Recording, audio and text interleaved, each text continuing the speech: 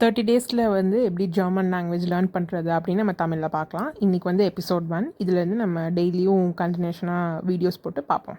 First வந்து நம்ம alphabets, அதோட ப்ரொனன்சியேஷன். நம்ம இந்த ஆல்ஃபபெட்ஸ்னால் பார்க்கும்போது ஏபிசிடிஎஃப் பாருங்கள், நம்ம இங்கிலீஷ் ஆல்ஃபபெட்ஸ் மாதிரி தான் இருக்கும். டீங்க பாருங்கள், XYZ வரைக்கும். எக்ஸ்ட்ரா இந்த 1 2 3 4 இந்த இது மட்டும்தான் நம்மளுக்கு எக்ஸ்ட்ரா இருக்கிற மாதிரி இருக்கும். இப்போ வந்து நம்மளுக்கு லெட்டர்ஸ் தான் ஒரே மாதிரி தான் இருக்குது, இதோட ப்ரொனன்சியேஷன் தான் வேறு. இப்போ நம்ம ப்ரொனவுன்ஸ் பண்ணி காமிக்கிறேன். ஆ, பே, சே, தே, ஏ. இது வந்து ஈ சொல்லக்கூடாது. ஏ நம்ம சொல்கிற மாதிரி ஏ, எஃப், கே, ஹா, இ. ஐயை தான் நம்ம ஈ மாதிரி சொல்லுவோம், ஓகேவா?